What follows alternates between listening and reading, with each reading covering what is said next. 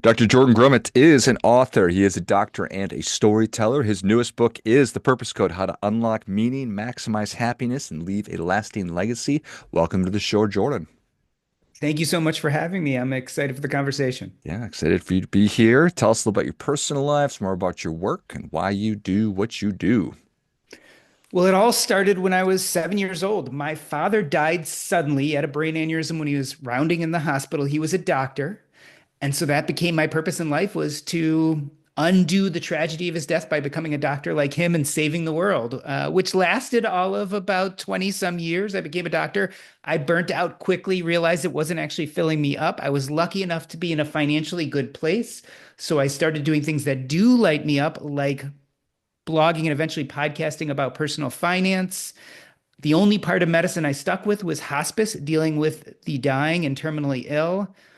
And I realized, especially in my podcast, that the one thing all these financial people were missing was the why behind what they were doing. But my hospice patients, my dying patients, had a lot to say about that, a lot about what they regretted on their deathbed. That pushed me to write a book called Taking Stock, in which I talked about what the dying can teach us about money and life. The main point of that book was that we should be putting purpose before our finances. But guess what happened? When I was talking to people about this book, I realized that people don't really have an idea of what purpose is. And in fact, it probably causes anxiety in their life. And so that caused me to do a deep dive into purpose. I wrote the purpose code to help make purpose easy, attainable, and make a lot of more sense. So it doesn't cause anxiety, but instead gives us happiness, health, and longevity. Life's a funny thing. It is a funny thing. And, a lot of times with purpose, we're all programmed on what we think purpose is going to be. And for most of us, that's some version of what social media marketing and our parents have told us we should do. And sometimes it takes decades for us to realize that those things don't actually light us up. Right? And to your point, you hear all about you got to find your why or you have to know your why and purpose, purpose, purpose. Like, buddy, I'm just trying to get the kids out the door and I don't know what my purpose is. And even if I did, how do I even start to examine it? And this is the thing. So colloquially, people define as purpose as your why of doing what you do. I define it very much differently. I think why are just the activities you do in the present and future that light you up.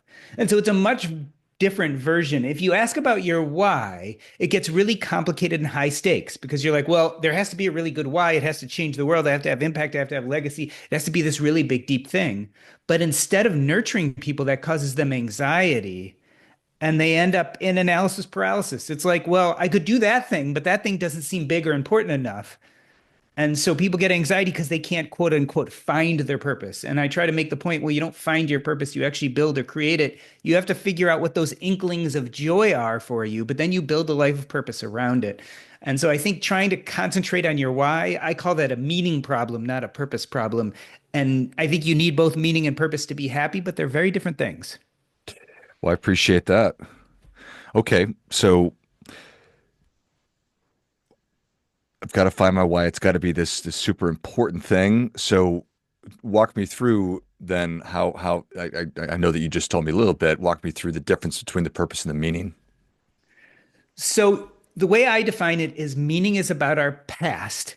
It's our cognitive understanding of what we've been through. In other words, it's the stories we tell ourselves about ourselves. And meaning is a journey to enough. What do I mean by that? Happy people tell themselves heroic stories about their past where they were faced with trauma and difficulties and trouble, and they heroically got through them. And so they, in the present future, tend to feel like they're enough. And therefore, when they jump into activities in the present and future, they're fairly confident that they'll be okay. They don't have to prove their enoughness. Unhappy people tend to tell themselves a victim story about their past. They had these traumas, these problems, they were thwarted. They never got to where they wanted to be. And so they figure that they'll continue to be thwarted in the present and future. And so they don't feel enough.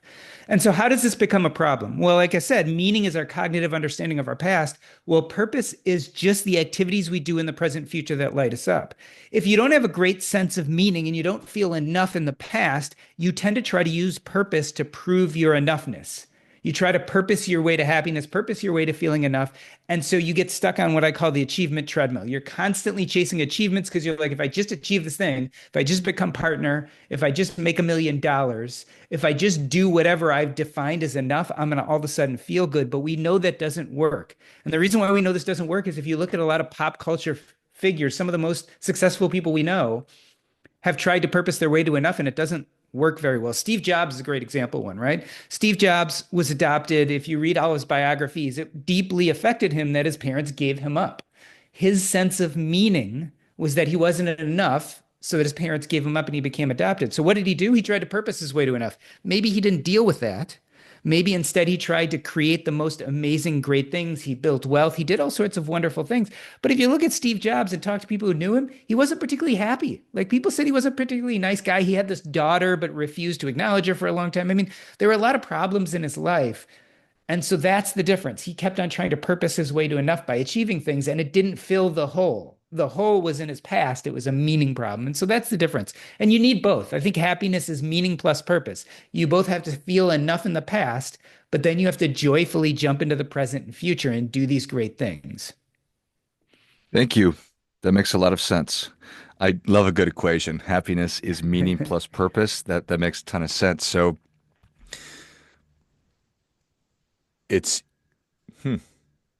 So I can get what I wanted to say is caught in a meaning trap where if I feel like life has happened to me and it's not been fair, I've been a victim, I can get stuck there and constantly be chasing, rectifying that or through these purpose-driven activities, but it just might make me a effective jerk or And effectively unhappy.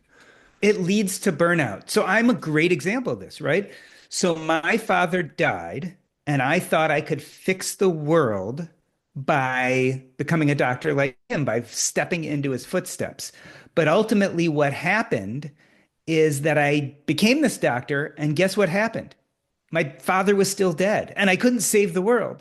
And so I was headed for burnout because no matter how much hard I tried, it couldn't fill that emptiness, that not feeling enough. Instead, I had to go back and realize that I was just this good kid in a bad situation. I wasn't responsible for my father's death. I didn't have to make up for his death by becoming a doctor. But it took a lot of work to do that. But that was a meaning problem. And so I had to come to terms with that sense of being enough. But once I did that, I could joyfully chase after what I wanted to do, which in this case was talking about personal finance, blogging, podcasting, eventually book writing. But since I didn't have to prove myself with those activities anymore, it actually freed me up. Now, here's the interesting part. And I hear this all the time. People are like, well, that sounds great. But as a doctor, you are helping people. And as a podcaster, a blogger, author, maybe you're helping people, but probably not as much. But what I always tell people is, look, as a doctor, I probably helped about 1,000 people a year. That's being nice, right? Saying that I helped every person I came into contact with, which isn't true, of course. But when I left medicine and started podcasting and blogging and writing books, I ended up having millions of people download my podcast, thousands and thousands of people reading my books. I'd never meant to have impact or legacy, but I'm having a much more exponential impact by doing something I love that lights me up than by being a doctor, which was burning me out and wasn't going to lead to a lot of career longevity. So, in a sense, it's a happy side effect. If you do what you love and it lights you up, I call this little p purpose, process oriented purpose, as opposed to big P purpose, which is goal oriented purpose. So, for me, being a doctor was very much big P purpose. It was very goal oriented, and I didn't love the process, so it burnt me out. Little p purpose, podcasting, authoring, doing all these things now that create community and hopefully help people. That's little p purpose because the process lights me up regardless of the outcome. In this case, the outcome might be better, but that wasn't my goal. Well, I appreciate that as well. Okay. So how do I know if I'm struggling with meaning? Is it obvious? Maybe I'm burning out. I feel like there's not enough. The achievement treadmill is what I call it. So this is this idea that you keep on shooting for these large achievements. And when you get there, it makes you happy for a brief period of time, but then you feel uncomfortable. And so you have to have another even bigger achievement. So you double down or create something new to shoot for. And it's this never ending treadmill of trying to achieve more and more and more. And what you're trying to do is you're trying to prove that you're enough. So it's really, really easy. When you start thinking about what could be a purposeful activity, if you would love doing it, even if it accomplished nothing, then you probably don't have a meaning problem. If you would allow yourself to jump into this thing that you just love doing without having a big goal in mind, if you become what I call goal agnostic, you reach the goal, great. You don't reach the goal, great. If you can do that on a regular basis and allow yourself to be lit up by these things, then you probably don't have a meaning problem. You probably feel enough already, so you don't feel like you have to prove it. So if I'm somebody who it's like, well, you're describing me. And I don't know. I don't see a clear path to moving from being a doctor to being an author slash podcaster. But that's obviously there's people that want to open a restaurant or whatever it might be. How do you coach people or recommend to sort of bridge that gap? So the first thing you need to know is do you have a meaning or purpose problem? We've talked about that already. If you have a meaning problem, what you probably need is therapy. You need to go back and tell yourself better stories about your past so you feel enough. There's something called narrative therapy that does this, but any kind of psychotherapy is beneficial. Um, Once you get past that and you're like, I don't have to prove myself, the next step is to really decide what to build a life of purpose around. Again, I said you don't really find your purpose. Everyone thinks you do, but that takes away the agency. You really build or create purpose, but it's true. You have to build purpose around these inklings, these beckonings of things that could light you up. I call those purpose anchors. So the first step is to figure out, well, what are my purpose anchors? What could I build a life of purpose around? And in my book, The Purpose Code, I actually talk about 3 or 4 simple ways to identify these purpose anchors. I'll tell you one just really easy one. It's what I call the life review. So I'm a hospice doctor and I deal with people at the end of life. And when we get their symptoms controlled, often we'll do a life review where we ask them these deep questions about their biggest successes, their biggest failures, the important people in their life, and more importantly, their regrets. And so I think we can take a page from the dying and start thinking about if I was on my deathbed, what would I really regret never having the energy, courage, or time to do? But now that we're not dying, where we have no agency and no time, but instead we're young and healthy, we can start taking those regrets and turn them into purpose anchors. Like if I know I'd really regret never having written a book on my deathbed, then that's a great thing to start building a life of purpose around now. So that's a purpose anchor. And once you identify your purpose anchors, then it's just adding in these little purposeful activities into your day. So let's say I'm a doctor and I don't like my job, but I need the money. I have no choice. I've got to do it. But let's say I have a little bit of time on the weekend. Then maybe for an hour or two on the weekend, I join a writer's group or I start a blog or I do something, some activity that's in service of this purpose anchor. So even if I didn't fix my life at all, I've at least added some joyful, purposeful activity into my life because, we're born one day and we die another day. And we don't have a lot of control over how much time is in between. But you can't do much with time. You can't buy it, you can't sell it, you can't trade it. Time passes no matter what you do. So all we can do as human beings is try to fill that time with as much purposeful, joyful activity as possible and get rid of as many things we loathe as possible. So if you're looking at me and saying, I can't get rid of my job even though I loathe it, you're still winning the game a little bit if you add some purposeful activities into your week, even if you don't get rid of what you don't like. Now, my hope is you not only eventually add purposeful activities into your life, but also start getting rid of things you don't like at work and over time, this is not something you do today or tomorrow, but something you do over months, years, even decades. You build in more of what you love into your life, get rid of more of what you loathe. And if you wash, rinse, repeat, and keep doing that over and over again, by the time you're my old age of 52, you're hopefully going to be living a pretty good life. Well said. You mentioned courage as one of the necessary things Yeah. that you need. How come? Well, I'd actually say that courage is the most important thing. And here's why. I have people all the time tell me that they can't live a life of purpose. And the first reason is time, and the second reason is money. I think they're all a courage problem. Why is that? Well, let's look at time. The Bureau of Labor Statistics actually does the American Time Survey every few years, and they actually find that your average American has 4.5 to 5 hours of free time a day, and that people in lower socioeconomic classes actually might have a little bit more. So saying you don't have time if you're an average American is just not true. So then they say, I don't have enough money. Well, it is true. There are studies that talk about money and happiness, and I don't want to go into all of them right now, but they're particularly low quality studies. There is one really good quality study about what makes us happy. It's called the Harvard Adult Developmental Health Study. Started in the early 1900s, took a bunch of Harvard students, had them fill out questionnaires every 2 years, eventually brought in their family members, eventually brought in people from Boston as controls. Eventually, it was thousands and thousands of people. And they studied them for 80 years. And not only did they do these questionnaires every 2 years, they eventually did blood tests, MRIs, EEGs, EKGs, all sorts of data they collected on them. And after 80 years of studying them, they found, strangely enough, that the thing most correlated with happiness was not money, was not your career. Believe it or not, it wasn't even purpose. And we can talk about that in a minute. It was interpersonal connections. And so if you're saying I don't have enough money to be happy or I don't have enough money to pursue purpose, At least the Harvard Adult Study tends to suggest that money isn't the key. And we know that there are people in very poor countries that have a much higher happiness index than the US.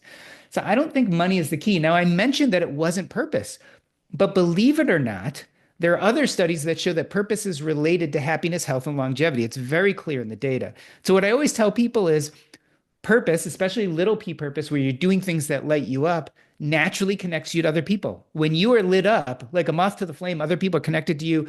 They want to build and create together, right? They want to collaborate. And when that happens, you naturally build community. So I think little p purpose is a great conduit to interpersonal connections and therefore brings more happiness. So the point being is it's not time. I don't think it's money based on the Harvard Adult Health Study. I think it's mostly courage. It's a really scary thing to ask yourself what really lights me up and then give myself permission to do that, especially because society, marketing, and our families have been telling us for so long that purpose should look like lots of money, lots of travel, six-pack abs, all sorts of things that are traditionally thought of as supposed to light us up. But for the majority of people, they don't even have the ability to have all those things, right? They're not the right person at the right time saying the right things with the right luck and the right genetics. So you're likely to fail and it's going to cause you anxiety. Most of us have things that truly light us up inside, and they might not fit those traditional versions of what I call big P purpose that everyone tries to sell us on. And so it's scary. It's really scary to go against the grain and pursue these things. For sure. Like what are people going to think? What's my brother going to say? What are they going to say at And work? Whatever. and am I going to fail? Mm. What if I do scrap everything and go after this thing that's deeply important to me and then I fail? Where will I be then? That's a really scary idea. So I love everything that you've been talking about. I love the idea that I can't just throw the baby out the bathwater and start doing this, but you can find little things that you enjoy and you can do the addition by subtraction thing and start to cut out the things that you loathe.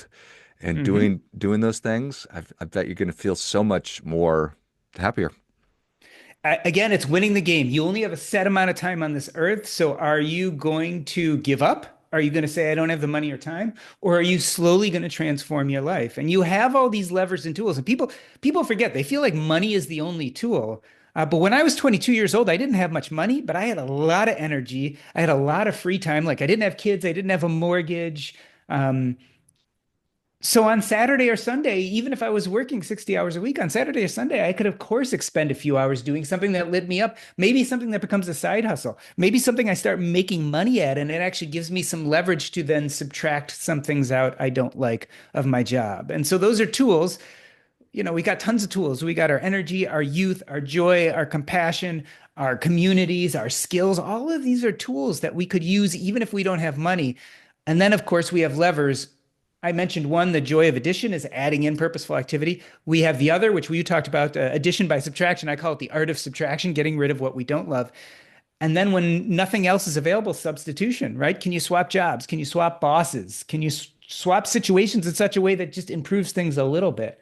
If you use those tools and levers appropriately, that's the best chance you get at winning the game, which is changing that calendar to be more you love and less you loathe.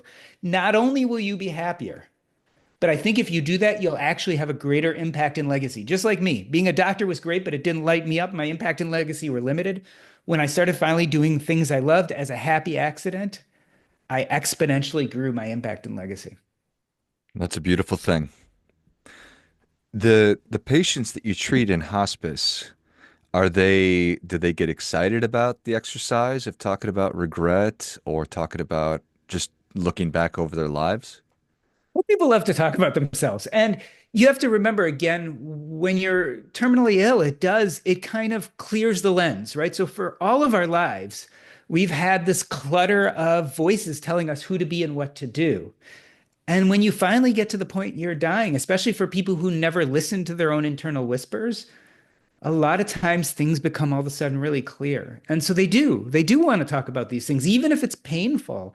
A lot of people really want to talk about what they got right and what they didn't get right. And it is, as a hospice doctor, my job is not only to control their pain and to have them die in the place they want to die, whether that's at home or a nursing home or a hospital, but also help them come to terms with this idea that life is finite and they probably did some amazing things and some horrible things, as all human beings do. and try to have them feel some peace around that. We like to help people die peacefully if we can, if it's possible. Well said. Well, Dr. Jordan Grumet, thank you so much for coming on. Where can people learn more about you? Where can they check out the podcast? And where can they pick up their copy of The Purpose Code? How to unlock meaning, maximize happiness, and leave a lasting legacy. So the easiest place to catch up with me is jordangrumet.com. That's JORDANGRUMET.com. There you can find links to both of my books, Taking Stock and The Purpose Code, as well as all the places I create content, including the Earn and Invest podcast, the Purpose Code Substack, as well as all the other places I've created content in the past. So jordangrumet.com. Excellent. Well, if you enjoyed as much as I did, show Jordan your appreciation. Share today's show with a friend who also appreciates good ideas. Go to jordangrumet.com. Check out all the things Jordan's been working on and pick up your copy of The Purpose Code. And I mean, I think that we can all do probably work and find that version of our lives that is going to give us that happiness that we're looking for. Happiness equals meaning plus purpose. I love it. Thanks again, Jordan. Thank you again. Until next time, remember, do your part by doing your best.